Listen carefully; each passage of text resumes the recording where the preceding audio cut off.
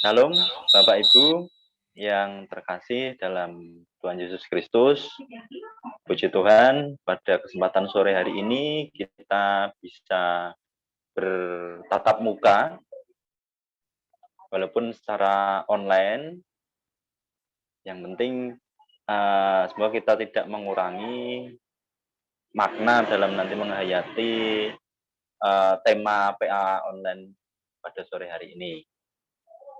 Sambil menunggu saudara-saudara kita yang lain yang nantinya akan bergabung, kita mulai dulu untuk PA pada sore hari ini dengan berdoa, dan saya mohon Pak Purnomo nggih untuk doa pembukaan, Pak Pur.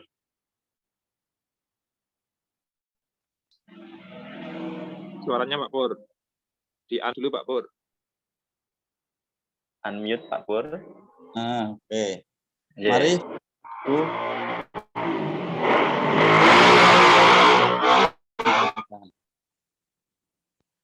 Puji dan syukur tiada henti-hentinya kami naikkan kehadirat-Mu Bapa, karena Bapa senantiasa memperdulikan dalam kehidupan kami, memelihara kehidupan kami sepanjang hari ini, mencukupkan kebutuhan kami.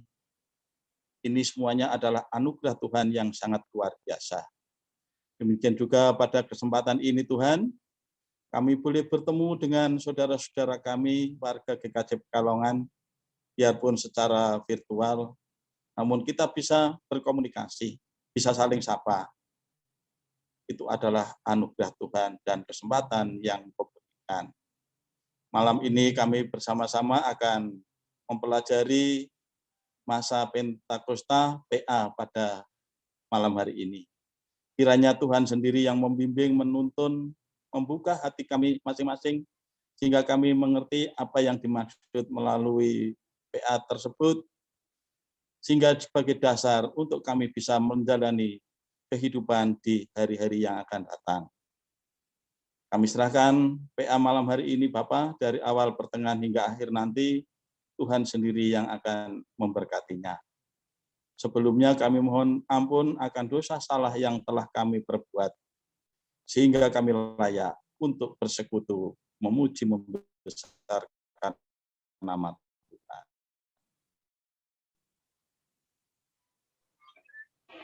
Amin. Terima kasih Pak Pur. Baik, Bapak Ibu, kita mulai PA pada kesempatan sore hari ini. Untuk PA kali ini sesuai dengan tema, yaitu Roh Kudus memampukanku. Nah, nanti untuk pemaparan dari materi PA kali ini akan dibawakan oleh Bapak Toto, Pak Puro Pranoto. Monggo Pak Toto untuk bisa dimulai. Matur nuwun.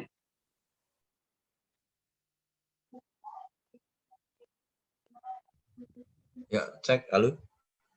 Jelas, Pak? Jelas, Pak. Masuk, Pak. Oke, baik, Bapak dan Ibu. Mungkin ada ibunya ya tadi ya. Bapak, Ibu, saudara-saudara yang dikasihi Tuhan, sungguh satu kebahagiaan tersendiri bahwa malam ini kita bisa bertemu pada acara gerejawi, yaitu tentang masa Pentakosta ya, terutama untuk gereja kita. Pentakosta tahun 2021.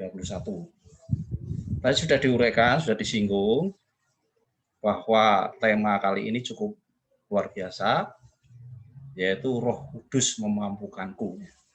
Namun sebelumnya nanti mungkin saya, karena tadi ada pepatah tidak ada rotan akar pun berguna ya, atau dibalik.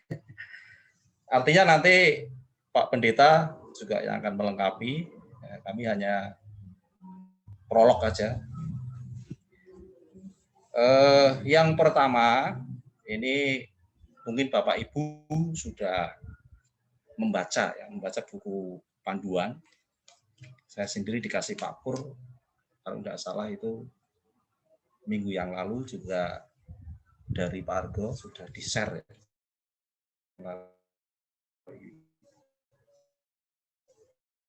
WA. Tema, artinya bahwa kata memampukanku, ini bisa kata kerja ya, kata kerja memampukanku. Kalau dijabarkan itu artinya orang yang mampu bicara itu otomatis dia menguasai bahan, mampu berkelahi otomatis dia sudah siap, mampu segalanya, memampukanku. Kemudian kalau dijabarkan lagi, di sana muncullah satu keberanian. Orang yang berani pasti mampu. Ya, sehingga di sini luar biasa. Siapa yang memampukanku? Nah, di sini sudah jelas ya, pada tema ini adalah Roh Kudus. Sehingga kalau ditarik sejarah mengapa kita punya hari raya Pentakosta, di sana adalah sejarah di Alkitab, yaitu hari turunnya Roh Kudus yang diawali, diterima langsung oleh atau ke atas para rasul. Dan itu merupakan suatu janji yang tadinya membuat goyah, di mana Tuhan Yesus akan berpisah dengan muridnya, tapi janji itu nyata.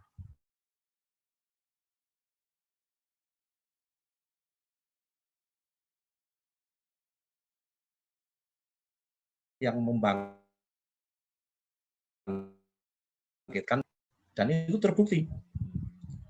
Dan imbasnya membangkitkan semangat, imbasnya yang sebelumnya takut menjadi berani. Tidak hanya berani untuk diri sendiri, tapi berani tampil dengan kepenuhan Roh Kudus tadi. Tampilnya tidak tanggung-tanggung ya, tidak bahan-bahan ya. Artinya tampil di muka umum, di khalayak ramai, bahkan pada khalayak yang tidak menerima tentang karya Allah yang melalui Yesus Kristus itu. Nah, wujud keberanian itu, kalau saya meringkas pada materi, para murid ini berani mewartakan Yesus yang bangkit kepada segala bangsa. Luar biasa ini. Walaupun sampai saat ini orang yang mempercayai Yesus bangkit itu ya berapa persen ya. Kalaupun seluruh dunia agama terbesar itu kan Katolik Kristen. Berarti kan orang yang percaya Yesus bangkit ya lebih banyak ya. Tapi banyak juga yang tidak percaya. Kemudian para murid menggunakan curahan itu yang luar biasa. Tidak hanya mewartakan, tapi menggunakan curahan Roh Kudus yang ia terima untuk bercerita kepada orang banyak. Apa yang diceritakan? Ya tentang perbuatan besar Allah tadi. Nah, di sana dalam sejarah itu melalui kemampuan berbahasa baru. Ya, itu referensi saya. Ya. Bahkan semua orang itu mengerti arti bahasa dari para murid. Ini yang luar biasa. Yang nanti mungkin Pak Argo, Pak Pendeta bisa menjabarkan ini. Bahasa yang bagaimana bisa diterima oleh bangsa-bangsa waktu itu yang sedang berkumpul dari semua ujung tempat yang dari orang-orang yang datang tadi ya untuk merayakan hari Pentakosta. Kemudian endingnya Bapak dan Ibu, yang pertama para murid ini menerima kuasa. Nah ini yang menjadi kata kuncinya. Jadi tidak hanya menerima Roh Kudus berlalu kayak angin hilang, tapi para murid menerima kuasa. Arti kuasa itu agung.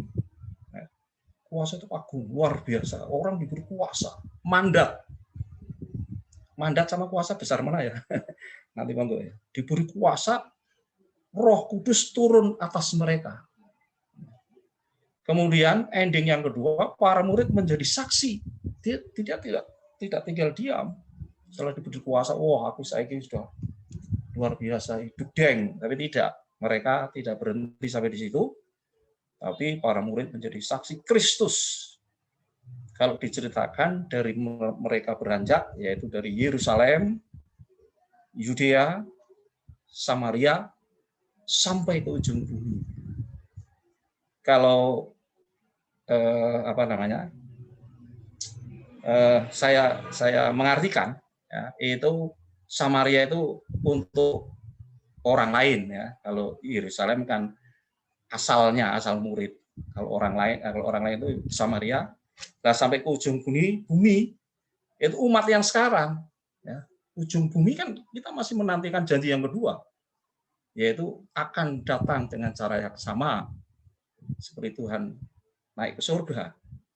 Sehingga kita masih menantikan. Atau kalau geografis, ya di mana tempat kita berpijak. Itu yang luar biasa. Sehingga keberanian ini sudah pernah dibuktikan oleh Stefanus, di mana Stefanus waktu itu dirajam, tapi dia bilang bahwa jangan engkau timpakan dosa atas orang ini karena mereka tidak tahu. Nah, luar biasa ini. Luar biasa keberanian Stefanus. Itu mungkin uraian awal saya, kemudian sebelum saya tutup, nanti mungkin Pak Argo akan melengkapi. Yang luar biasa lagi, bahwa peristiwa turunnya Roh Kudus bersamaan dengan Pentakosta Yahudi. Ya. Sehingga momen ini dimanfaatkan.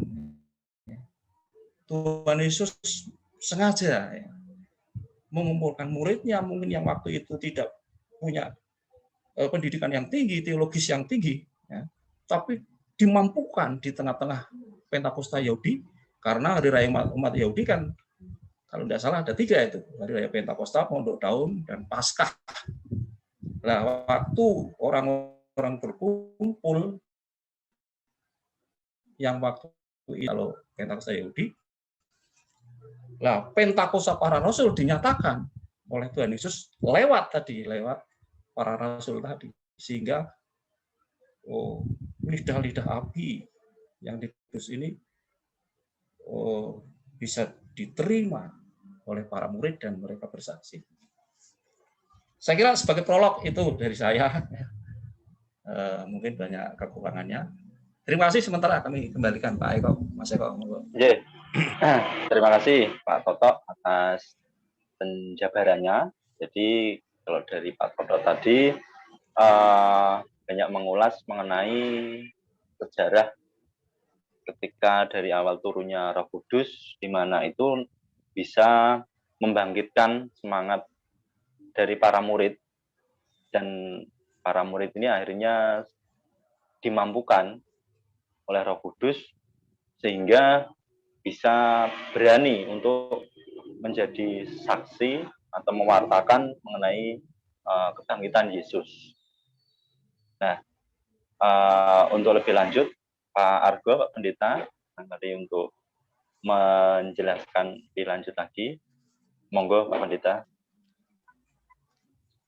Oke, Mas Tenun, saya mungkin memberi beberapa komen kecil gitu ya. Yang pertama tentang kronologi ya. Kalau kita runut waktu berdasarkan uraian yang sudah ada buku ini kan, Pentakosta itu awalnya memang hari raya orang Yahudi, 7 minggu atau hari ke-10 setelah Paskah gitu ya.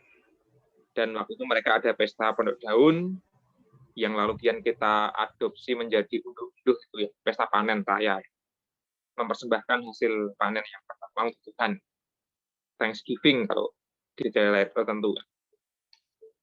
Nah, tapi juga Pentakosta Yahudi adalah mengingat merayakan turunnya Taurat itu ya, di Gunung Sinai dari Allah Musa. Lalu Pentakosta Perjanjian Lama kan itu, Pentakosta Perjanjian Baru zaman Yesus adalah yaitu bukan turunnya Taurat, melainkan turunnya Roh Kudus ke atas para murid itu. Nah, itu kronologi waktu ini tentang perayaan Pentakosta. Sekadar informasinya. Lalu yang kedua, tentang para murid yang memiliki kemampuan berbahasa baru gitu ya, sehingga bisa berbicara kepada banyak orang dari beragam latar belakang, negara, dan sebagainya. Tentu kalau kita baca Kisah Para Rasul pasal 2 itu ya para murid berbicara dengan bahasa manusia yang mengerti oleh orang-orang dari beragam suku tadi, suku bangsa. Bukan bahasa roh ada di Korintus itu ya, melainkan bahasa manusia, hanya memang bahasa asing. Tentang ini ada yang menarik Bapak dan Ibu, saya pernah membaca atau mendengar tafsiran yang mengatakan begini, ini bisa dilihat dalam dua kacamata atau dua sudut pandang. Pertama adalah yang paling sering kita dengar adalah Roh Kudus itu memampukan para murid berbicara dalam bahasa asing, bahasa lain yang tidak pernah mereka tahu sebelumnya. Jadi kemampuan berbicara itu dimampukan oleh Roh Kudus. Tapi ada juga penafsir yang mengatakan bisa ada kemungkinan lain. Yang kedua yaitu para murid tetap berbicara dengan bahasa biasa, bahasa Yerusalem, bahasa Palestina gitu ya. Namun yang dimampukan adalah orang-orang banyak yang mendengar itu. Jadi Roh Kudus berkarya bukan mulut para murid, melainkan di telinga orang banyak yang mendengarkan katakanlah khotbahnya para murid. Jadi meskipun para murid berbicara dengan bahasa lokal, tapi kupingnya orangnya itu bisa menangkap maknanya mereka dalam bahasa masing-masing. Jadi itu dua tafsiran yang barangkali juga menarik kalau kita kita jadikan perenungan gitu ya. Bisa jadi Roh Kudus memang berkarya di mulut para murid, atau Roh Kudus juga berkarya di telinga para pendengarnya. Nah itu yang mana yang kita pilih itu oke-oke saja sih, menurut saya sah-sah saja. Meskipun yang paling lazim kita dengar adalah ya Roh Kudus berkarya di mulut para murid. Itu jadi kemampuan bicara itu opsi pertama, opsi kedua adalah kemampuan mendengar, kemampuan memahami.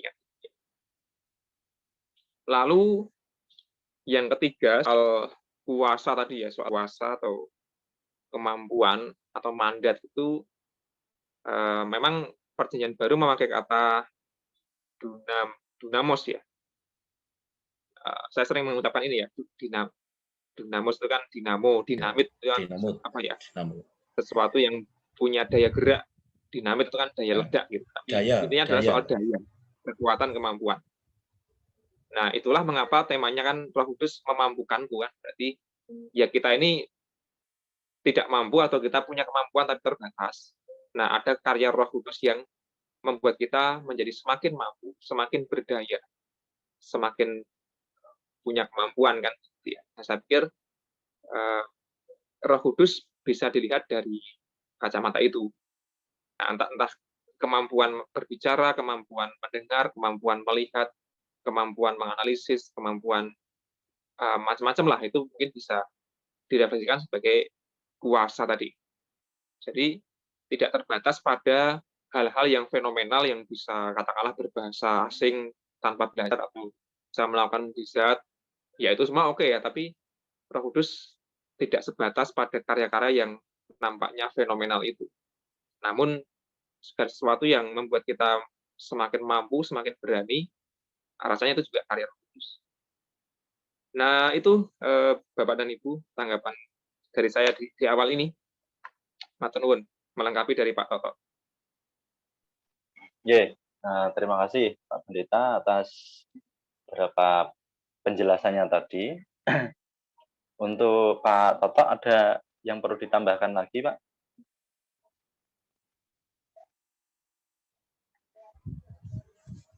Ya, jadi tadi halo ya, cek sudah masuk Pak? Iya, masuk Pak, masuk Pak. Tadi sudah sangat jelas ya, tinggal di sana nanti kan ada bahan diskusi Pak ya. Ya, sebelum mungkin nanti Bapak dan Ibu yang lain bisa menambahkan. Jadi di situ ada dua bahan diskusi di mana di dalam kehidupan kita sehari-hari ini dalam situasi apa kita dapat mengalami dan merasakan karya kudus. Jadi nanti Bapak Ibu yang hadir saat ini bisa bersaksi atau berbagi pengalaman ya, mengalami dan merasakan karya kudus. Apakah melebihi para murid waktu itu.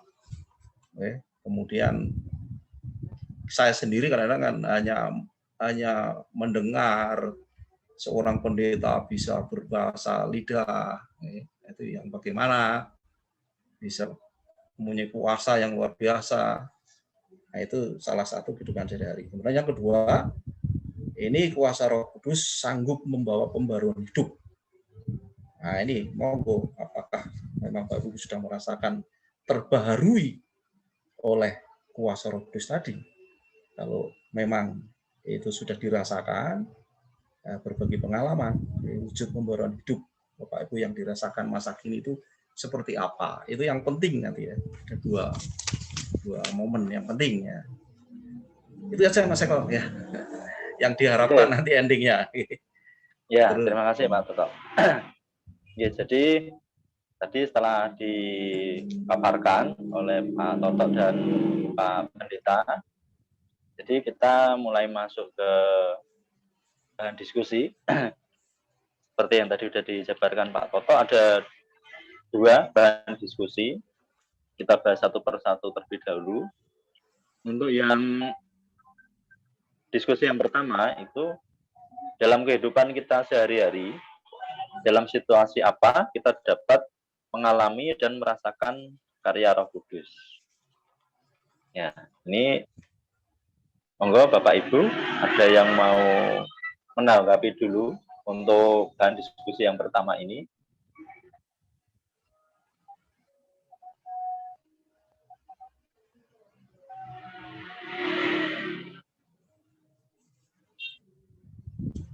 Halo. Saya ulangi lagi bahwa untuk yang pertanyaan pertama, dalam kehidupan kita sehari-hari, dalam situasi apa, kita dapat mengalami dan merasakan karya Roh Kudus. Ini monggo Bapak Ibu, ada yang mau menanggapi terlebih dahulu untuk bahan diskusi yang pertama ini.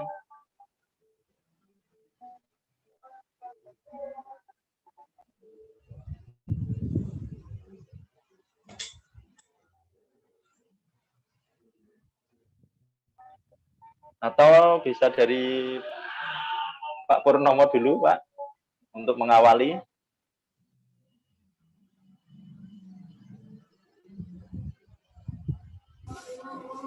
Mikipun Pak Pur.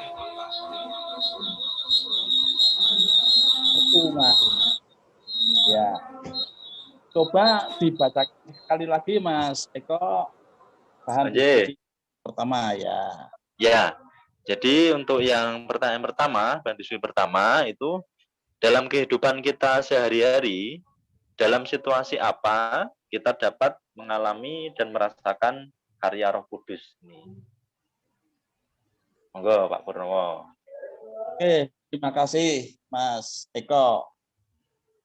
Bahwa karya Roh Kudus ini bisa dirasakan setiap saat. Karya Roh Kudus bisa dirasakan setiap saat. Kita bangun pagi, ya, terus kita diingatkan berdoa dulu. Ada bisikan dalam hati, berdoa dulu. Itu juga karya Roh Kudus. Ini menurut saya ya, barangkali nanti salah dibenerke ya. Iya Pak, nggak ada yang salah Pak. Tidak ada salah Pak Pur, betul semua Pak Pur. Pertama kita bangun tidur, tidak langsung mencolot hilang, namun ada bisikan, berdoa dulu. Itulah karya Roh Kudus, mengingatkan kepada kita untuk bersyukur Tuhan menyertai sepanjang malam, sehingga pagi ini bisa bangun kembali. Itu salah satunya. Demikian juga di dalam aktivitas pekerjaan sehari-hari, mesti sering menemui hal-hal yang sangat luar biasa. Duh, aku kok bisa jelaskan seperti ini ya kepada masyarakat, kepada orang-orang, dan kepada siapa saja. Padahal saya tidak ngerti awal-awalnya. Itu juga karya Roh Kudus, Mas. Umumnya suatu kita diskusi dengan teman-teman atau dalam pertemuan apa, saya bisa menjelaskan ini seperti ini, seperti ini, seperti ini, harusnya seperti ini, caranya seperti ini, tindak lanjutnya harus begini dan sebagainya. Itu adalah karya Roh Kudus yang membimbing dalam aktivitas hari itu. Demikian juga dalam keluarga dan sebagainya. Dalam keluarga bisa mengarahkan keluarga harus begini-begini, harus begini-begini, biarpun ini hanya sekelumit, ya, ini mengarahkan, ini juga merupakan karya Roh Kudus. Ya, tidak sembarangan. Benar sekarang ini keluarga tidak harus selalu dikendalikan, ya itu tidak. Namun ada salah satu upaya agar kalau melangkah ini harus selalu meminta bimbingan Roh Kudus. Diawali dari menjelang malam kita mau istirahat, kita juga berdoa, itu juga bimbingan Roh Kudus. Kalau diuraikan, bimbingan atau penyertaan Roh Kudus dalam kehidupan sehari-hari ini sangat luar biasa. Sangat luar biasa. Ini bagi yang merasakan. Ya. Kita diberi kesehatan itu saja kan sudah luar biasa. Ya. Itu sementara itu Mas Eko. Jadi karya Roh Kudus ini bisa dirasakan kapan saja. Kapan saja. Sebagai contoh yang lain, saya mau melakukan kegiatan yang negatif atau salah melangkah. Ini pasti ada di dalam hati, ojo. Itu juga karya Roh Kudus. Sementara itu Mas Eko, matur nuwun. Terima kasih Pak Pur atas tanggapannya. Jadi karya Roh Kudus ini dirasakan setiap saat ya Pak Pur ya. Setiap saat dalam kehidupan kita sehari-hari. Jadi ketika kita dimampukan baik itu mengatasi persoalan di pekerjaan atau permasalahan di keluarga atau di tempat-tempat itu pasti ada bimbingan dari Roh Kudus gitu ya Pak ya. Walaupun kadang kita kurang menyadari bahwa ternyata hal ini itu juga atas bimbingan Roh Kudus, walaupun kadang kita sendiri tidak menyadari itu atau kurang menyadari itu. Padahal jatinya apapun yang kita perbuat ketika kita dimampukan itu pasti ada campur tangan atau bimbingan dari Roh Kudus. Nanti nih Pak Pur nggih. Monggo Bapak Ibu yang lain yang akan berpendapat untuk yang bahan diskusi yang masih yang pertama ya. Saya ulangi lagi bahwa untuk yang pertama tadi, dalam kehidupan kita sehari-hari, dalam situasi apa kita dapat mengalami dan merasakan karya Roh Kudus. Monggo Bapak Ibu.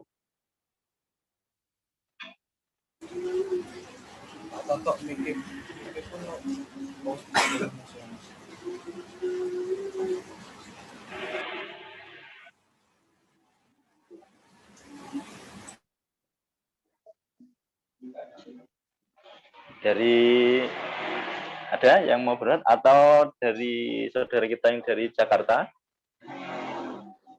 Bu Natalia. Barangkali ingin memberikan tanggapan Bu, monggo. Iya, terima kasih. Kalau menurut saya dalam situasi apapun, Mbak. Jadi kita memang kadang lupa mengundang Roh Kudus hadir dalam keseharian kita, tapi entah kenapa Roh Kudus sesetia itu sama kita.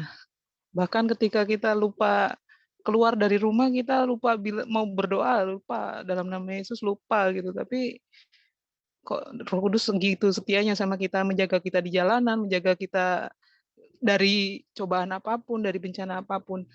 Ya, menurut saya dalam situasi apapun Roh Kudus pasti ada. Tapi akan lebih baik kalau kita mengundang Roh Kudus lebih dulu. Mengundang dan mengizinkan Tuhan berkarya dalam kehidupan kita. Dalam setiap detik supaya akhirnya kita terus dalam rindungannya Dia. Kalau saya boleh sharing, kebetulan saya merasakan kuasa Roh Kudus yang sangat dahsyat di tahun 2019 dan pandemi ini sih terutama. Di 2019 kemarin ketika mama saya meninggal itu 2 bulan itu kami harus keluar masuk UGD selama 4 kali keluar masuk UGD. Mama saya kena stroke, terus kemudian jantungnya bengkak dan kena paru-parunya. Intinya selama 2 bulan mondar-mandir dan saya harus tetap bekerja, kalau saya ngandalin pikiran dan hati saya sendiri itu saya nggak mampu. Pasti nggak mampu, tapi saya cuma berdoa saat itu, kalau Tuhan berkenan, Roh Kudus berkarya dalam kehidupan saya, mohon dilancarkan semuanya dan berikan yang terbaik untuk Mama. Puji Tuhan, Mama selesai di Oktober 2019 itu dengan luar biasa. Kami harus mengantarkan Mama ke Kuto Arjo, tempatnya dimakamkan di sana bersama orang tuanya. Semuanya lancar. Dan saya mikir kenapa harus Oktober ya, kenapa Mama nggak dikasih kesempatan Natalan dulu bersama kami. Ternyata saya melihat ternyata Desember 2019 itu sudah ada gaungnya COVID ya. Sehingga di 2020 totally Jakarta COVID gitu. Sehingga saya berpikir, oh iya ya, kalau akhirnya Mama di 2020 ini masih berjuang, 2021 masih berjuang, seperti apa keluarga kami ketika harus keluar masuk rumah sakit? Akan habis-habisan kena COVID dan akan harus protokol segala macam. Tapi itu yang membuat saya akhirnya oke, Roh Kudus luar biasa menjaga keluarga kami. Roh Kudus membuat kami sangat survive sampai saat ini. Kami diselamatkan banyak, terutama di pandemi ini keluarga kami benar-benar diselamatkan sama Tuhan. Saya percaya setiap kita pasti punya Roh Kudus yang berkarya dalam kehidupan kita, tapi mungkin kita nggak ngeh kok itu sebenarnya siapa yang berkarya gitu. Tapi ya sekali lagi pasti Roh Kudus, pasti. Terima kasih. Ya, terima kasih Bu Natalia. Luar biasa ya kesaksiannya mengenai karya-karya Roh Kudus. Begitu setianya Roh Kudus dalam kehidupan kita, walaupun kadang kita lupa atau kadang kita tidak mendahulukan untuk misalnya berdoa atau meminta tuntunan Roh Kudus, tapi Roh Kudus pun masih tetap setia untuk menyertai kehidupan kita sehari-hari. Nah, itu betapa luar biasanya karya Roh Kudus dalam kehidupan kita. Terima kasih Bu Talia. Bapak Ibu yang lain ada yang akan memberikan tanggapan lagi mengenai karya Roh Kudus dalam kehidupan kita sehari-hari. Monggo Bapak Ibu. Mohon izin Mas Eko. Mungkin sambil Nggih, nunggu Pak Agus. yang lain. Nggih, monggo Pak Agus. Prinsip saya barangkali senada dengan apa yang disampaikan oleh Pak Pur dan Mbak Lia. Tapi kalau kami boleh menggarisbawahi, kata kuncinya yang pertama adalah merasakan, yang kedua mengakui. Karena menurut saya kita bersedia untuk berdoa aja itu bagian dari karya Roh Kudus. Karena non Roh Kudus itu pengennya ya ora sandungo nggo apa. Ini yang pertama, sehingga harus ada merasakan dan mengakui dulu. Yang kedua memang pada kenyataannya sering kita tidak minta seperti tadi yang disampaikan Mbak Lia, itu ternyata Roh Kudus sangat sayang kepada kita, gitu. Sehingga sepanjang hari kita boleh dilalui. Kalau yang harus muter-muter kok tidak ada apa-apa di jalan, berarti itu harus sadar itu sebenarnya bukan karena kita mampu, tapi karena campur tangan Roh Kudus. Kalau kita tidak mengakui campur tangan Roh Kudus, mengapa kok ndadak itu setang kan itu? Itu petanda bahwa kita harus mengakui. Dalam banyak hal itu memang Roh Kudus itu senantiasa ada, kalau istilah saya ngamping-ngampingi kita. Ngamping-ngampingi kita. Apalagi kita di kelompok minoritas, ini kita dimampukan hidup kompak di lingkungan, ini kan juga karya Roh. Nah, enggak, itu justru malah nanti kita bisa menjadi sandungan bagi lingkungan. Tapi kenyataan kita enggak kok. Berarti kan itu siapa sih yang berkarya? Apakah kita mampu? Enggak. mampu kita tangan bisa digerakkan, kaki bisa melangkah, mulut bisa bicara. Siapa sih yang menolong? Tuhan kan, lewat siapa? Lewat Roh Kudus. Sehingga sudah sewajarnya dan selayaknya kita harus mensyukuri itu. Nah, kalau kita sudah bersyukur, nah tentunya kita juga dipanggil kan gitu. Sehingga siapapun, Mas Eko sekarang jadi moderator, ini pun saya yakin karya Roh Kudus. Kalau enggak ya Mas Eko lungo ngandi gitu. Itu beberapa hal yang perlu kami sampaikan. Kalau yang spektakuler memang hampir enggak ada keseharian. Saya hanya merasakan bahwa Tuhan melalui Roh Kudus setiap hari beserta saya dan keluarga, indikasinya sepanjang hari boleh dilalui semuanya dalam keadaan selamat.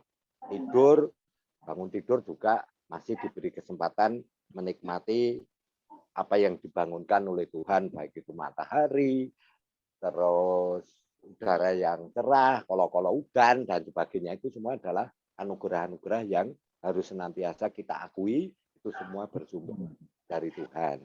Kita bisa merasakan itu karena Roh Kudus senantiasa beserta kita, sehingga harus terus diuri-uri. Karena kalau enggak, itu nanti kita akan lebih jauh lagi dengan Tuhan. Barangkali itu Mas Eko, sehingga penghayatan bahwa kita itu senantiasa diamping-ampingi.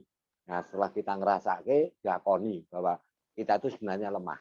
Tanpa campur tangan pertolongan Roh Kudus, sebenarnya kita tidak ada apa-apa. Begitu, monggo Mas Eko yang lain. Terima kasih Pak Agus. Jadi semakin menambah ini ya penjelasan dari Pak Agus bahwa yang utama adalah kita mengakui dulu, kita merasakan dulu bahwa penyertaan Roh Kudus itu adalah nyata dalam kehidupan kita sehari-hari, sehingga kita tetap selalu dalam penyertaan. Apalagi di masa pandemi seperti ini, kesehatan itu sesuatu yang luar biasa. Keluarga kita sendiri terbebas dari COVID, itu pun pastinya campur tangan dari Roh Kudus. Karena kalau kita seperti anjuran dari pemerintah menjaga jarak 3M, apalagi kayak saya yang orang lapangan yang sering berinteraksi dengan orang lain, walaupun mungkin sudah menerapkan itu, tapi itu pun belum menjadi jaminan akan terbebas dari COVID. Tapi ya puji Tuhan, dengan tuntunan Roh Kudus tadi, dengan penyertaan Roh Kudus tadi, hingga saat ini ya masih aman, tentunya masih diberikan kesehatan. Itu ya Pak Agus ya. Monggo Bapak Ibu yang lain yang akan memberikan tanggapannya terkait penyertaan Roh Kudus dalam kehidupan sehari-hari. Pak Rebo, Sugeng Dalu, Pak Rebo. Sugeng Dalu nembe saged mlebet, Mas. Nggih. Pak Rebo, ngenteni foto ape plaku-plek dhewe ra iso. Ya. Ngentosi foto niki nembe saged mlebu. Nggih, mboten napa-napa. Nggih, Pak Rebo, barangkali ada yang mau disampaikan terkait penghayatan atau penyertaan Roh Kudus dalam kehidupan sehari-hari, Pak. Pak Rebo. Nggih, matur nuwun Mas Eko. Nuwun sewu bapak-bapak, ibu-ibu ingkang sampun gabung wonten mriki. Saderengipun kawula ngaturaken sugeng dalu, sugeng pepanggihan nglangkungi media apa niki nggih elektro. Dangu pancen boten kepanggih. Leres menapa ingkang dipun ngendikaaken Mas Agus kados kula piyambak Mas Eko ngraosaken secara langsung. Kados kawula menawi mboten wonten Roh Suci, kula kinten kawula ngantos mboten saged pepanggihan malih kalih panjenengan ngantos wedal menika. Kanggene kawula Roh Suci menika menapa nggih bab ingkang langkung penting sanget tumrap kawula ingkang sampun pitados dhateng Roh Suci. Roh Suci ingkang kawula raosaken ngantos wekdal menika niku ingkang sanget wigatos niku paring kegiatan lan paring panuntun dumateng gesang mliginipun kawula piyambak Mas Eko. Menawi mboten dipun tuntun kalian Roh Suci, mboten dipun paringi kegiatan dening Roh Suci, kawula piyambak ngadepi perkawis-perkawis ingkang kados ingkang sampun kalampahan. Kawula kinten mboten saged. Kawula ngadepi piyambak kiyat tatak lan sak panunggalanipun. Kula kinten menika Mas Eko ingkang dados gandulan kawula nggih menika ingkang sepindah nggih Gusti Allah Roh Suci wah sedayanipun kawula namung saged pasrah sumarah menapa ingkang dados kersanipun Gusti nglangkungi Roh Suci ingkang sampun paring panuntun paring kegiatan dumateng kawula ngantos ing wekdal menika. Sawentawis ngaten mbok bilih wonten bapak-bapak sanes ingkang kagungan pemanggih, monggo Mas Eko. Nggih. Matur nuwun Pak Rebo. Nah, kalau Pak Rebo tadi yang menggarisbawahi yang menarik adalah pasrah ya Pak. Pasrah sumarah kersanipun Gusti ngaten nggih Pak nggih. Nggih. Jadi ketika kita sudah pasrah apa yang dikehendaki oleh Tuhan, pastinya kita akan selalu dalam penyertaan Roh Kudus dan pastinya rencana Tuhan itu pastinya apa yang terbaik buat kita. Oke, matur nuwun Pak Rebo. Bapak Ibu yang lain, monggo untuk tanggapannya. Ini ada Mas Gun Coro. Barangkali mau menyampaikan tanggapannya, Mas. Nggih, sugeng dalu. Sugeng dalu, Mas Gun. Pundi swanten kula? Halo, Siap, masuk Pak. Nggih. swantene sik butuh. Serat. Swantene sik butuh Om Kuncoro. Ya, kalau saya mendengarkan dari tadi pendapatnya bapak-bapak yang sudah dan juga Ibu siapa tadi, Bu Naftalia dari Jakarta. Selamat malam Bu Naftalia. Kami di Pekalongan ini. Menurut saya ya sudah oke. Jadi karya Roh Kudus dalam kehidupan kita itu mungkin seringkali tidak kita rasa atau tidak kita rasakan. Seperti saya punya anomali seperti ini. Staf kepresidenan Pak Jokowi, ya, itu beliau bersama dengan Pak Presiden itu biasa bergaul sedemikian rupa, sehingga kehadiran Pak Presiden itu ya biasa-biasa saja dengan para karyawannya, para yang di sekitar istana itu mungkin ya biasa-biasa saja rasanya. Tapi coba kita bayangkan kalau tiba-tiba Pak Presiden berkunjung ke rumah kita, kan wow gitu loh.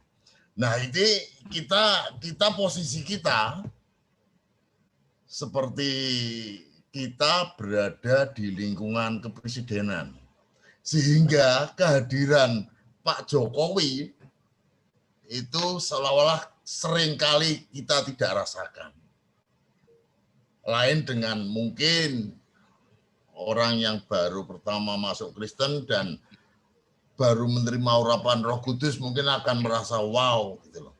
Sehingga ada baiknya mungkin dalam satu hari itu kita kembali merasakan lagi betapa apa yang kita rasakan, apa yang kita alami pada hari ini, hari kemarin dan sebagainya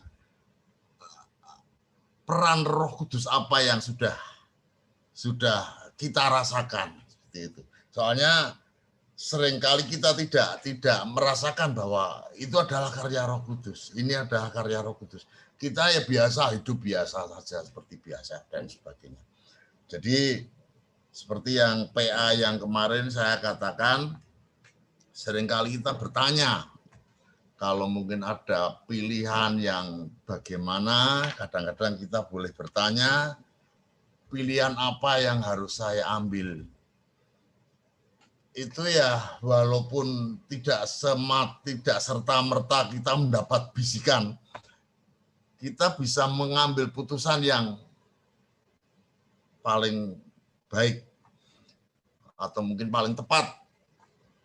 Itu juga sebetulnya karya Roh Kudus. Jadi seringkali kita tidak merasakan hidup biasa saja lah. Setiap pagi berdoa ya berdoa biasa, berangkat ya berangkat biasa, sudah ada persoalan di kantor dan sebagainya di dalam dunia pekerjaan mungkin ya biasa-biasa saja, sehingga kita seringkali tidak merasakan kehadiran Roh Kudus dalam kehidupan kita. Namun apabila kita seringkali menarik diri dari kehidupan, mungkin setiap malam atau 2 malam sekali atau berapa, kita ambil saat, bukan saat teduh ya, katakan saat hening saja untuk menimba kembali, mengorek kembali kehidupan apa yang tadi saya kerjakan. Kemudian apa yang saya alami, itu mungkin kita akan lebih banyak bersyukur dengan penyertaan Roh Kudus dalam kehidupan kita. Dan ada yang ingin saya katakan bahwa penyertaan Roh Kudus dalam kehidupan kita itu terbungkus dalam kehendak Allah. Jadi bisa saja kita mengalami gangguan, cobaan, mengalami peristiwa tertentu yang kadang-kadang tidak mengenakkan kita, tapi ternyata belakang-belakangnya baru ketahuan atau baru disadari bahwa oh ini pekerjaan Tuhan, oh ini kehendak Tuhan untuk hidup saya. Jadi penyertaan Roh Kudus itu belum tentu selamanya kita rasakan manis saat itu atau mungkin menyenangkan saat itu. Namun setiap kehendak Tuhan atau karya Roh Kudus itu tadi akan menghasilkan sesuatu yang baik untuk hidup kita. Bu ngerti murah ya aku ngomongnya ya produk piye iki. Sampun ngaten naon Mas Eko sementara aja, matur nuwun. Siap Mas Gun, terima kasih atas Mas Eko, saya izin, itu tetangga sakit minta diantar ke rumah sakit. Oh iya Pak Pur. Siap Pak Pur. Monggo Pak Pur. Ya, monggo Pak Pur. Matur nuwun. Pak Pur. Ya. Ya, terima kasih Mas Gun atas tanggapannya. Ya, bahwa benar kadang kita kurang merasakan atau kadang nggak merasakan bahwa setiap langkah hidup kita ini disertai oleh Roh Kudus. Kadang kita baru menyadari itu ketika setelah itu bahwa oh berarti ternyata ada pilihan itu atau kejadian itu karena benar-benar dari penyertaan Roh Kudus, sehingga kita mungkin terselamatkan dari mara bahaya. Ada tanggapan lain, Bapak Ibu? Barangkali ada yang mau menyampaikan lagi? Atau kalau sudah, untuk yang pertama ini, Pak Pendeta, yang mau disampaikan, Pak, untuk yang bahan diskusi yang pertama tadi, Pak. Oke, saya nambahi sedikit ya, Ya, Pak. Tanpa mengurangi yang sudah tadi diungkapkan oleh Bapak dan Ibu. Ini bacakan ini ya, PPAJ. Kan ada dokumen tentang itu kayak apa. Mungkin untuk tambahan sih. peristiwa Roh Kudus adalah peristiwa yang terjadi setelah berakhirnya manusiawi Yesus, ya. Setelah kenaikannya ke surga. Ditandai dengan turunnya Roh Kudus di hari Pentakosta yang kita peringati besok minggu berarti. Dan bekerjanya Roh Kudus itu di dalam hati manusia hingga waktu kesempurnaan keselamatan. Tadi yang Pak Toto katakan hingga ujung bumi, nah, hingga Kristus datang kembali. Ya. Jadi yang diistilahkan peristiwa Roh Kudus itu adalah Roh Kudus turun dan berkarya dalam hati manusia. Sampai kapan ya? Sampai akhir zaman. Kira-kira begitu. Lalu dilanjutkan begini. Meskipun Roh Kudus itu berkarya dalam hati manusia, Roh Kudus memang senantiasa menolong orang percaya. Tetapi pertolongan Roh Kudus tidak dengan sendirinya membuat iman orang percaya terpelihara. Roh Kudus tetap memperlakukan orang percaya sebagai manusia yang memiliki kebebasan untuk mengikuti atau tidak mengikuti pimpinan Roh Kudus. Dengan demikian, Roh Kudus tetap menempatkan orang percaya dalam keadaan harus bergumul, berusaha, dan bertanggung jawab terhadap keselamatan yang diterimanya. Jadi, dari PPA ini kita bisa belajar bahwa yang tidak terbantahkan adalah Allah itu berkarya dalam hati kita.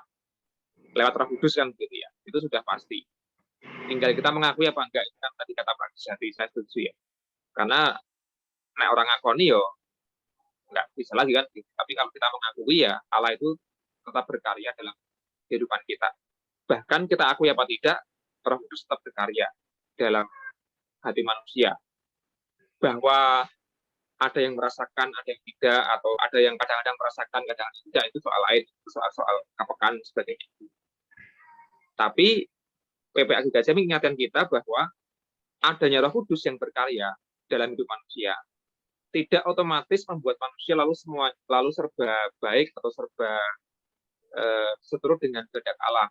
Lalu manusia bisa menjadi orang yang selalu memilih yang baik. Enggak juga ternyata. Ya. Roh Kudus tidak memaksa manusia dan tidak bisa otomatis lalu menghilangkan kebebasan memilih dari manusia itu. Artinya manusia bisa saja tetap memilih yang salah, berbuat jahat, berdosa dan sebagainya. Meskipun memang ada karya Roh Kudus. Nah itu yang pertama. Jadi kita perlu menyadari hal-hal yang demikian. Maka agar kita bisa hidup seturut dengan kehendak Allah ya tadi merasa-rasakan dengan betul menghayati bahwa ada Roh Kudus. Kita tidak bisa lantas kemudian hanya mengandalkan kekuatan sendiri, pikiran sendiri, tetapi harus melibatkan Roh Kudus. Dan itu dibutuhkan kepekaan. Lalu yang kedua, barangkali juga karya Roh Kudus itu tidak sekadar lalu sama dengan ketika keadaan hidup manusia itu beres dan baik-baik saja gitu ya. Bukannya ketika dalam keadaan menyenangkan, baik. Artinya begini, Roh Kudus menyelamatkanku dari berbagai macam bahaya, Roh Kudus membuat aku tidak kena COVID, lalu Roh Kudus membuat aku tidak sakit. Kan bukan berarti kemudian sing kena COVID itu berarti orang kadunungan Roh Suci kan gitu ya, bukan begitu kan maksudnya. Bukan berarti lalu yang orang yang sedang jahat itu atau yang sedang terpuruk itu berarti tidak dilindungi oleh Roh Kudus. Ya enggak juga kan gitu ya. Karena Roh Kudus berkarya tidak memandang keadaan. Dalam berbagai macam keadaan tetap Roh Kudus berkarya. Tetapi maksudnya adalah bahwa dalam setiap pergumulan ketika kita terpuruk sekalipun, bersedih sekalipun, tapi kita masih bisa bertahan, tidak menghujat Allah, masih bisa beriman, masih bisa bangkit. Nah, itu berarti karya Roh Kudus nyata. Selama kita masih bertahan, masih bisa beriman, masih bisa hidup, berjuang, masih bisa berupaya terus berbuat baik, yaitu karya Roh Kudus yang memampukan kita, yang memampukan kita. Jadi bukan berarti kalau Roh Kudus berkarya lalu kita bebas dari masalah, melainkan ya ada masalah apa tidak, kita tetap beriman kepada Allah. Saya pikir itu poin yang juga tidak bisa dilupakan. Berarti kita tidak bisa menghakimi orang lain bahwa Roh Kudus tidak berkarya dalam orang itu karena dia berbuat jahat misalnya, atau dia ketimpa masalah. Ya saya pikir Roh Kudus tetap berkarya. Hanya kemudian apakah orang itu bisa bangkit, bisa bertahan, bisa kuat. Nah itu barangkali yang menjadi indikatornya. Barangkali itu Mas Eko yang pertanyaan nomor 1 ya. Dalam kehidupan sehari-hari, dalam situasi apa kita dapat mengalami dan merasakan Roh Kudus. Jadi kan memang kuncinya adalah mengalami dan merasakan. Bukan soal mengetahui. Mengetahui kan gampang, aku ngerti Roh Kudus ada dan berkarya. Tapi apakah mengalami dan merasakan, itulah kata kuncinya. Matur nuwun. Matur nuwun Pak Pendeta atas uraiannya yang begitu jelas ya. Jadi apapun kondisi kita, baik suka maupun duka, asalkan kita masih tetap dimampukan untuk bertahan dan beriman kepada Tuhan Yesus, itu artinya Roh Kudus tetap berkarya gitu ya Pak ya dalam kehidupan kita. Apapun itu kondisinya. Tuh. Matur nuwun Pak Pendeta. Saya rasa cukup ya untuk yang bahan diskusi yang pertama. Kita lanjut ke bahan diskusi yang nomor 2. Nomor 2 ini, kuasa Roh Kudus sanggup membawa pembaruan hidup. Apa saja wujud pembaruan hidup yang dapat kita upayakan di masa kini? Saya ulangi lagi, untuk yang kedua ini adalah kuasa Roh Kudus sanggup membawa pembaruan hidup. Apa saja wujud pembaruan hidup yang dapat kita upayakan di masa kini? Ya, monggo Bapak Ibu, ada yang memberi tanggapan atau dari Pak Toto untuk mengawali Pak Toto? Mas Eko. Matur nuwun Pak. Jelas ya? Jelas Pak. Iya. Begini Mas Eko, itu saya sangat tertarik, yaitu istilah tadi ya, sinten nggih Pak Agus ya, bahwa Roh Kudus itu ngampi-ngampingi. Pak Agus Pak. Ngampi-ngampingi, luar biasa itu.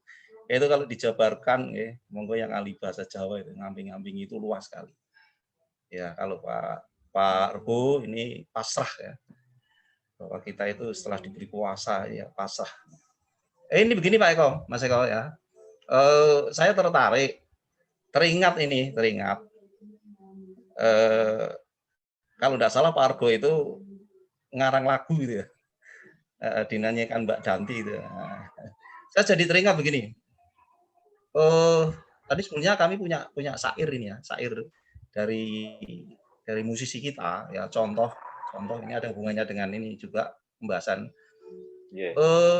Kus Plus itu ya, Yon Kuswoyo ini pernah mengarang lagu kalau tidak salah, Andai Kau Datang Kembali. Itu ternyata lagu itu bukan lagu percintaan ya, mungkin apal gitu ya. Ternyata itu maknanya yaitu makna ilahi itu. Hubungan yang terjadi antara manusia dan Tuhan. Atau yang ngulas lagu mesti lagu Kus Plus, Epic Gadi. Lah inilah adalah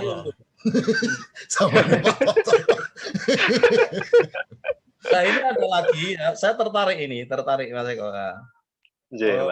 Ini musisi lama yang sudah dipanggil Tuhan, dan dia punya sebuah karangan judulnya Damai Bersamamu. Ya.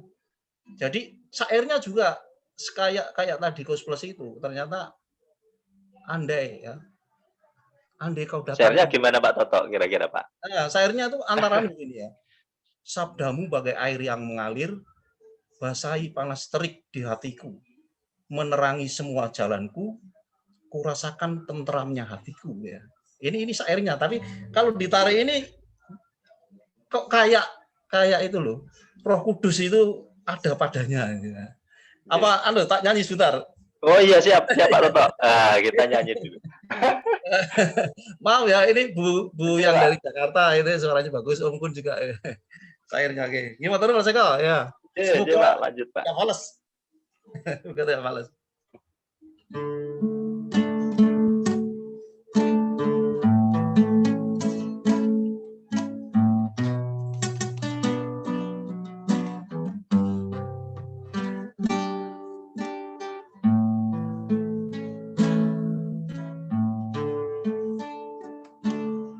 Sadamu bagai air yang mengalir, basahi panas terik di hatiku, menerangi semua jalanku, kurasakan tentramnya hatiku. Jangan biarkan damai ini pergi, jangan biarkan semuanya berlalu. Hanya padamu Tuhan tempatku berteduh dari semua kepalsuan dunia. Jangan biarkan damai ini pergi, jangan biarkan semuanya berlalu. Padamu Tuhan tempatku berteduh dari semua kepalsuan dunia, dari semua kepalsuan dunia, dari semua kepalsuan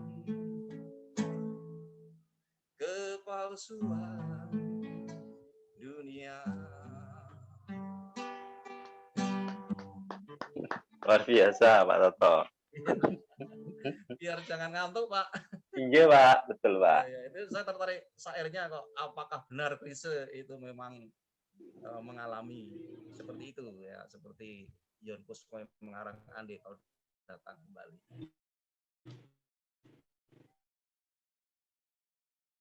Itu saya matur nuwun, monggo yang lain. Pak Ibu, yang lain monggo untuk memberikan tanggapannya untuk yang bahan diskusi yang kedua ya. Jadi saja wujud pembaruan yang dapat kita upayakan di masa kini. Nah, monggo yang mau menanggapi. Barangkali ada yang sambil nunggu Mas Eko, saya coba menanggapi pertanyaan nomor 2. Anjir, monggo Pak Gus. Kuasa Roh Kudus sanggup membawa pembaruan hidup, apa saja wujud pembaruan hidup tersebut. Nah, ini yang kondisi saat ini sedang kita alami bersama. Ini dengan kebijakan yang ditetapkan oleh pemerintah dan juga kesepakatan majelis dengan ibadah online. Ini kan suatu karya roh, sehingga yang pertama itu teman-teman warga jemaat banyak yang terlibat untuk pelayanan ke jemaat. Nah, itu bisa terjadi karena apa ya, anak-anak itu pada bersedia gitu. Sehingga dengan ibadah online, cuman saya belum bisa menyampaikan alat ukurnya itu sebenarnya apa. Apakah di syuting ke ngoyoyo, tapi ternyata kepesertaannya sedikit atau banyak, mudah-mudahan ini banyak. Nah, banyak ini saya hanya mensinyalir dari kalau istilah di pelayanan itu pengaduan gitulah. Pengaduan di kotak saran kita itu hampir enggak ada. Ini berarti kan jemaat merasa dengan adanya kebijakan pemerintah untuk tidak kumpul-kumpul, majelis menetapkan dengan media online, itu bisa merubah yang semula harus tatap muka, ternyata dengan online ini iman warga jemaat dalam arti komitmen untuk tetap menjadi anak-anak Kristus kok enggak geser kan gitu. Ini yang pertama.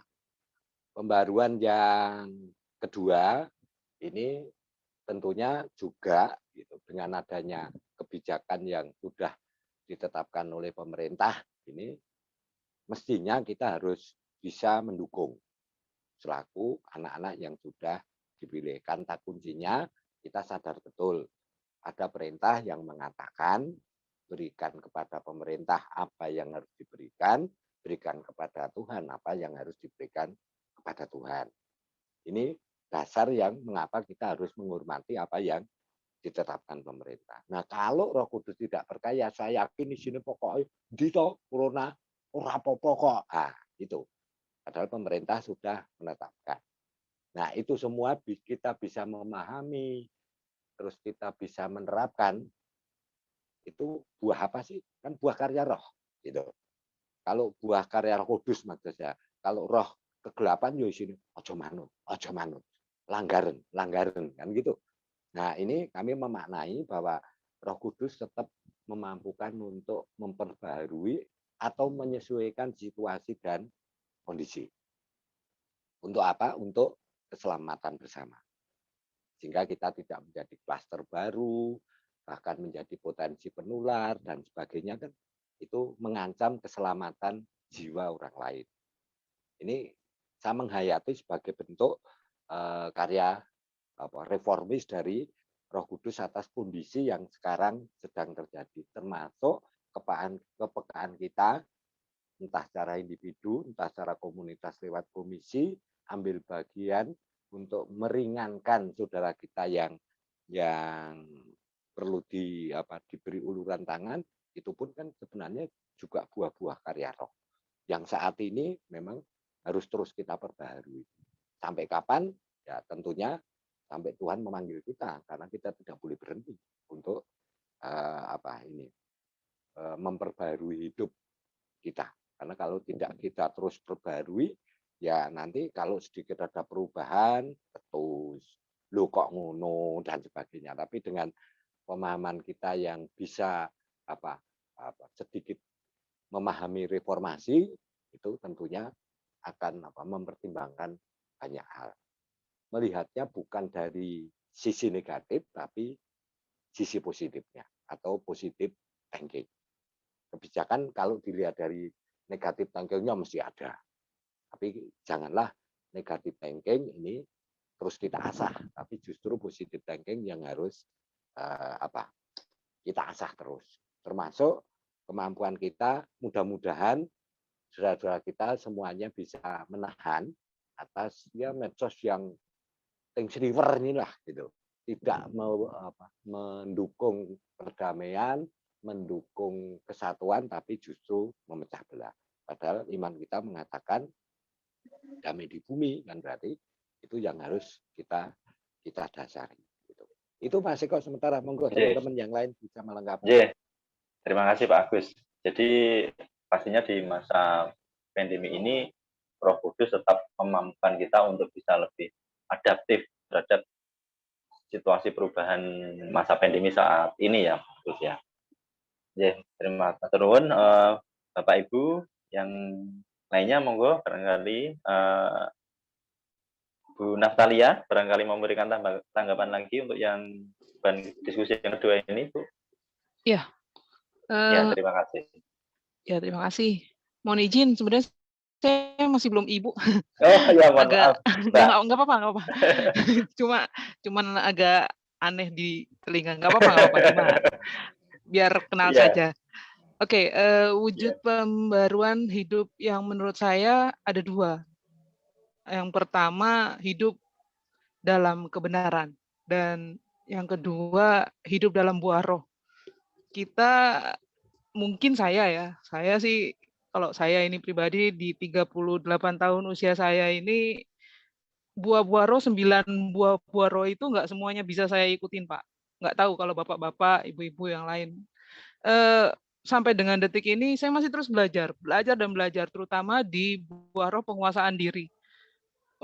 Mungkin hanya orang hebat yang bisa benar-benar bisa untuk penguasaan diri. Saya, mohon maaf, ada satu teman di medsos yang pendeta, ternyata dia juga lebih sering memposting banyak hal tentang kehidupannya. kok jatuhnya seperti pamer menurut saya, tetapi di mana penguasaan dirinya gitu. Tetapi rasanya kita yang orang biasa saja mungkin lupa buah-buah roh itu sebenarnya membaharui hidup kita setiap harinya. Dan pandemi ini saya bersyukur banyak merubah saya dalam pemahaman saya tentang buah-buah roh, dan puji Tuhan pelan-pelan belajar itu saya percaya kuasa Roh Kudus yang membantu saya untuk bisa memahami 9 buah roh dan menjalaninya. Ketika pandemi sudah selesai, saya percaya kita semua pasti bisa survive dan kita semua pasti bisa mengaplikasikan kuasa Roh Kudus ya minimal dari 9 buah roh itu aja dulu. Supaya banyak orang yang semakin terberkati dengan keadaan dan situasi kita. Yang pasti hidup dalam kebenaran susah, ya kan Pak Hargo? Saya sih susah Pak. Tapi rasanya nggak ada berhenti untuk belajar. Saya suka mengikuti acara Adi Yuswo karena bapak saya 75 tahun dan sudah stroke, tapi puji Tuhan sudah vaksin 2 kali. Saya rasa bahkan lansia pun masih terus belajar untuk mengaplikasikan buah-buah roh dan membaharui kehidupan, terutama kehidupan iman. Rasanya wujud pembaruan yang menurut saya itu sih. Terima kasih. Ya, terima kasih Mbak Lia. Ya pastinya kita semua sih masih dalam tahap belajar ya, belajar untuk memperbarui iman kita. Artinya semua masih dalam proses itu, Mbak. Oke, terima kasih Mbak Lia atas tanggapannya. Bapak Ibu yang lain, monggo yang memberikan tanggapannya. Ini ada Bu Bunia. Bunia, halo? Bunia Setiawan, nah, barangkali mau memberikan tanggapannya.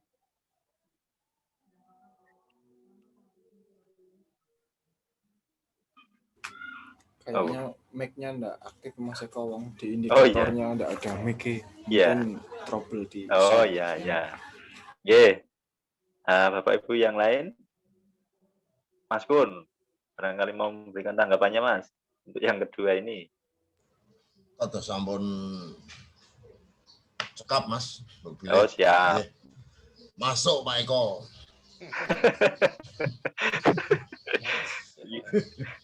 Ye.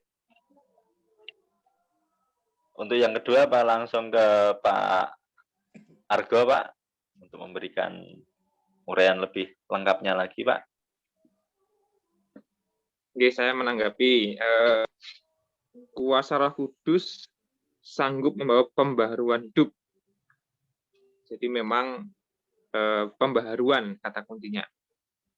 Apa yang bisa diwujudkan di masa kini terkait dengan pembaharuan tentu saja ada sangat banyak. Ya kita bisa mulai dari masalah-masalah yang ada ya, atau berbagai krisis yang ada. Masalah itu bisa individu, bisa keluarga, bisa komunitas, bisa negara, itu kan juga masalahnya banyak. Mulai dari masalah kesehatan, kalau kita ngomong pandemi, pembaharuan kan ya bagaimana Roh Kudus memberikan kemampuan kepada kita untuk minimal bisa menjaga kesehatan sendiri dan keluarga. Yang barangkali terbiasa ada banyak orang yang abai atau sembarangan atas kesehatannya, ya kita diimbau untuk berhati-hati, lebih menjaga. Pembaharuan itu juga barangkali bisa berupa keluarga, misalnya kalau ada masalah dan sebagainya dibaharui supaya baik. Intinya kan ke arah yang lebih baik gitu ya. Pembaharuan juga barangkali soal kekerasan yang ramai di medsos kan Israel Palestina misalnya, tapi juga di Indonesia ada kan yang di Poso itu dibunuh dan sebagainya. Intinya kan semua itu kekerasan ya, kita nggak bicara soal negara atau agama apapun, semua bisa terpapar kekerasan. Maka ya budaya kekerasan perlu dibaharui menjadi budaya damai. Dan setiap upaya membangun perdamaian ya Roh Kudus pasti berkarya dan memberikan kemampuan pada kita semua kan. Kekerasan mungkin tidak harus selalu yang berdarah-darah, tapi kekerasan yang seringkali muncul dalam medsos itu kan berupa ujaran kebencian, hujatan, dan macam-macam lah. Itu juga perlu terus dikritisi kan begitu ya. Barangkali juga krisis ekologi, krisis lingkungan hidup yang juga semakin parah. Nah, bagaimana kita juga bisa berperan untuk memperbarui keadaan, ya minimal tidak menambah parah kerusakan ekologi, minimal tidak membuang sampah sembarangan, minimal kita bisa mengirit listrik, mengirit bahan bakar, mengirit kertas, dan sebagainya lah, sehingga alam bisa terus-menerus baru. Dan lain-lain, saya pikir ada sangat banyak karya yang bisa kita upayakan sebagai bagian dari umat Allah yang menerima Roh Kudus. Kalau kita baca di bahan PA kita, di penghujung itu kan 2 paragraf terakhir ya. Paragraf kedua dari bawah itu kan begini kalimatnya. Kini tongkat estafet itu ada pada kita. Jadi Roh Kudus berkarya pada masa lampau, terus berkarya zaman Yesus, nah terus berkarya sampai zaman sekarang. Nah ini sekarang kita yang memegang tongkat estafet. Bukan lagi para murid Yesus yang sudah tiada itu kan. Dengan demikian, siapapun kita, apapun latar belakang kita, seberapapun tingkat pendidikan kita semua akan dimampukan untuk menceritakan perbuatan-perbuatan besar serta kasih Allah bagi umat manusia.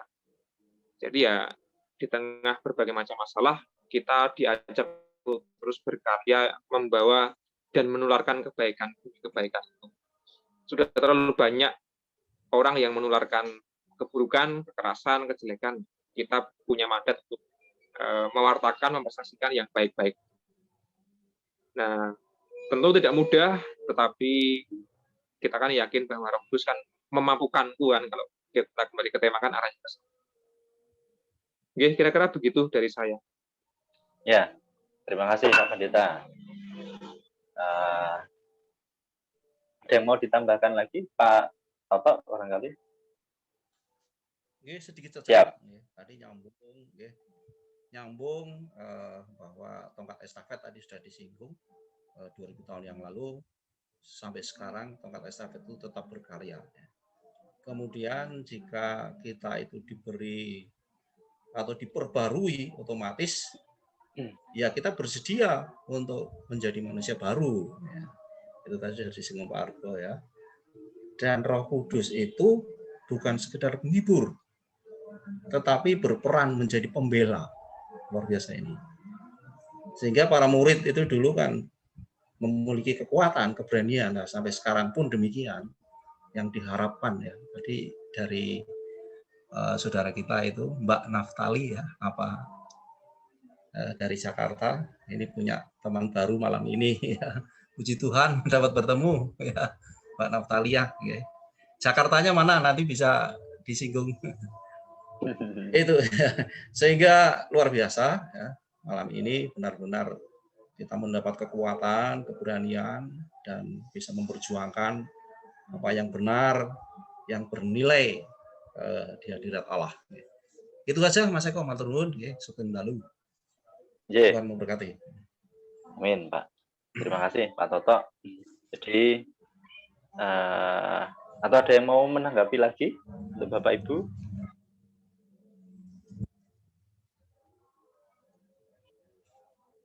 Atau Pak Rebu? Pak Rebu badhe menanggapi mboten? Mike ini pun Pak D, Mike di on kan dulu ya.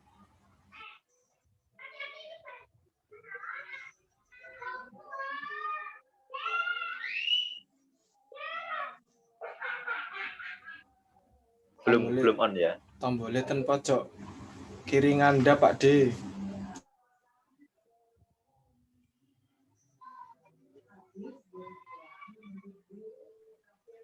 Pun. Nah. Pun sakit muni. Sampun Pak.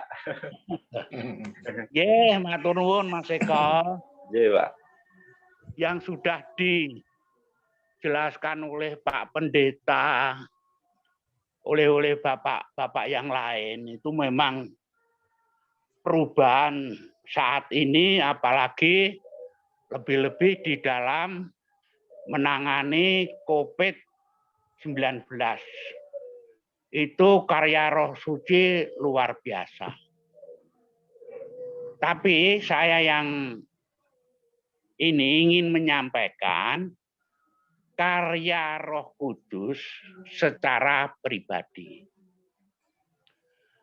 Begini Mas Eko, kalau kita mengingat keberangkatan saya dari sana, itu secara manusiawi itu tidak mungkin hilang lagi. Jol, boten, tasih enten. Masih bisa didengar. Masih. Kita sinyalnya rada rapi niki. Jelas, Pak. Jelas. Masih sakit nggih. Saya ulangi, berangkat saya dari sana.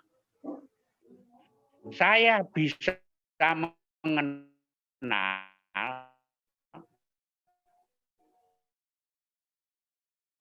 dan tuntunan Roh Suci.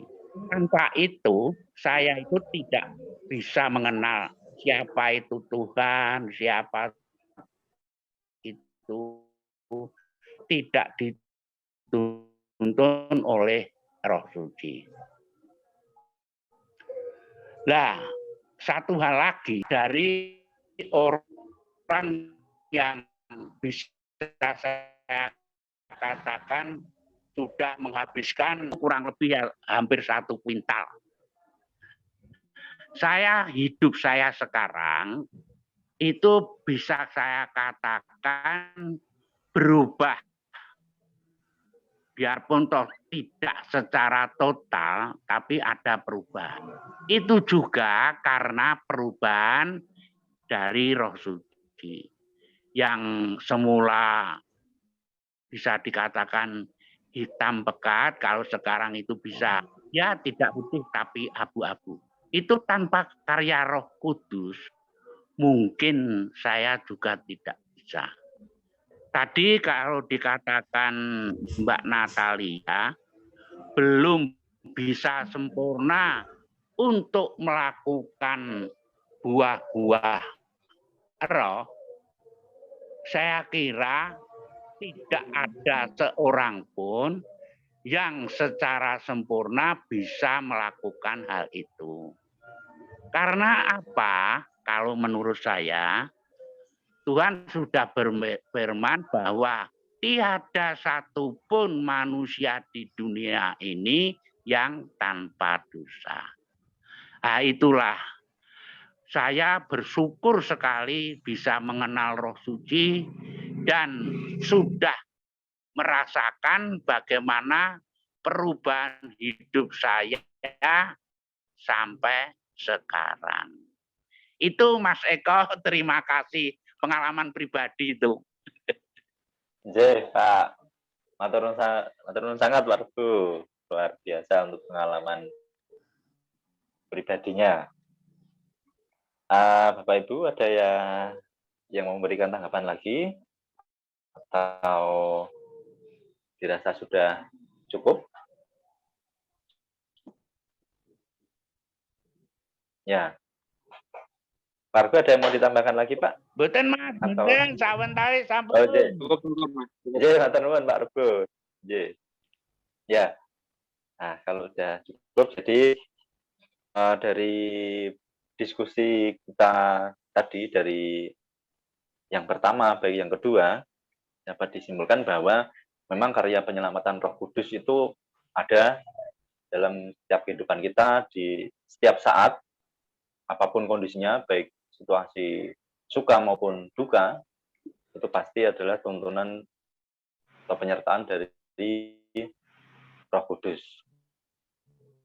Dan hingga saat ini pun, ketika masa pandemi, ketika perubahan-perubahan pola hidup saat ini, kita masih tetap dimampukan untuk bisa bertahan dan beradaptasi untuk kehidupan saat ini pastinya buah dari tuntunan Roh Kudus juga. Dan yang berikutnya bahwa kita yang akan melanjutkan tongkat estafet dari para rasul. Dan semoga kita tetap dimampukan untuk bisa bersaksi dalam kehidupan kita sehari-hari. Seperti itu untuk diskusi PA pada sore hari ini. Kita tutup, kita akhiri untuk PA pada malam hari ini dengan doa. Saya mohon Mas Kun bisa menutup dengan doa, Mas. Oh, nggih. Nggih, matur nuwun, Mas.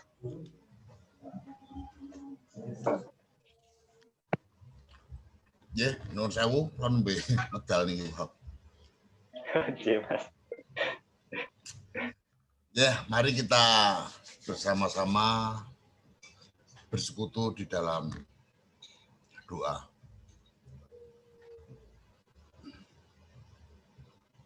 Tuhan Allah Bapa yang bertahta di surga, terima kasih Tuhan atas kasih penyertaan-Mu yang Engkau berikan pada kami, hingga kami pada saat ini boleh merampungkan pembahasan kami mengenai kehadiran Roh Kudus dalam kehidupan kami.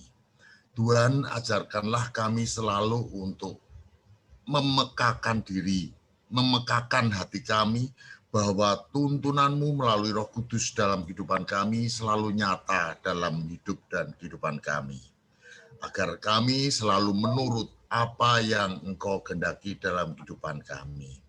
Tuhan, kiranya apa saja yang baru saja kami bahas dalam pergumulan atau pembahasan di malam hari ini, kiranya akan betul-betul kami rasakan dan akan menjadi bahan untuk pelaksanaan kehidupan kami sehari-hari di masa-masa yang akan datang. Sehingga hari demi hari iman kami akan semakin diperbarui, menjadi semakin dewasa dan bertambah dewasa dan menghasilkan buah yang banyak. Dan kami sebentar lagi mau mengistirahatkan tubuh kami untuk tidur, kiranya Engkau sertai kami, Engkau selimuti kami dengan kasih-Mu, kasih penyertaan-Mu, sehingga kami dapat tidur dengan nyenyak, dan besok pagi kami dapat bangun dalam keadaan damai sejahtera. Ampuni Tuhan salah dan dosa kami. Di dalam Kristus kami telah berdoa dan bersyukur. Amin. Amin. Nggih, matur nuwun, Mas Kun. Masuk, Pak Eko. Ya.